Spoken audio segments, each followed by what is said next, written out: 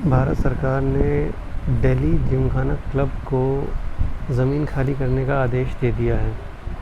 113 साल पुराने इस जिमखाना क्लब में कॉलोनियल माइंडसेट के हिसाब से चीज़ें चल रही हैं। आज भी कुछ लोग इस 27 एकड़ से ज़्यादा बड़ी ज़मीन को अपना घर मानने लगे थे।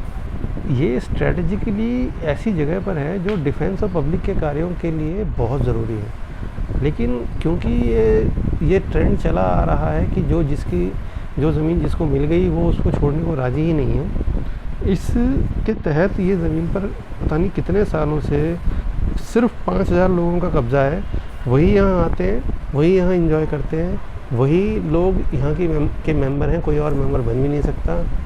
25-25 साल से ज़्यादा की वेटिंग होती है इस क्लब का मेंबर बनने के लिए, लेकिन सरकार इसका इस्तेमाल नहीं कर सकती क्योंकि ये प्राइवेटली ओन प्रॉपर्टी मानी जाती थी। लेकिन अब सरकार ने जैसे इसे खाली कराया है तो राजनीतिक हलकों में, नौकरशाहों में, कारोबारी हलकों में इस बात की चर्चा होने लगी है कि भाई क्यों खाली करा रहे हैं, इसकी क्या ज़रूरत है, ये है वो है।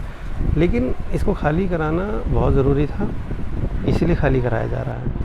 27 एकड़ से ज़्यादा की ज़मीन, वो भी ऐसे इलाकों में जहाँ पर जो प्रधानमंत्री निवास के बिल्कुल बगल में है। अच्छा, एक बात और आपको जानकर हैरानी होगी कि इस सरकारी ज़मीन पर जो किराया जा रहा है वो 1000 रुपये साल का जा रहा है। यानी कि सरकार को 27 एकड़ की ज़मीन का किराया 1000 रुपये मिलता है पूरे साल का, 1000 रुपये।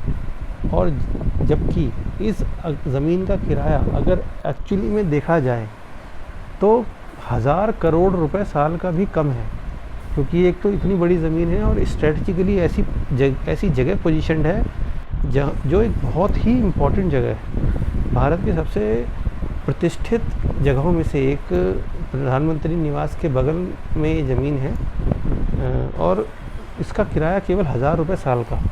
बड़ी हैरानी की बात है कि अभी तक ये चल कैसे रहा था। कितना करप्शन करके गई है कांग्रेस सरकार, अंदाज़ा लगाना भी मुश्किल है। जय हिंद, जय भारत।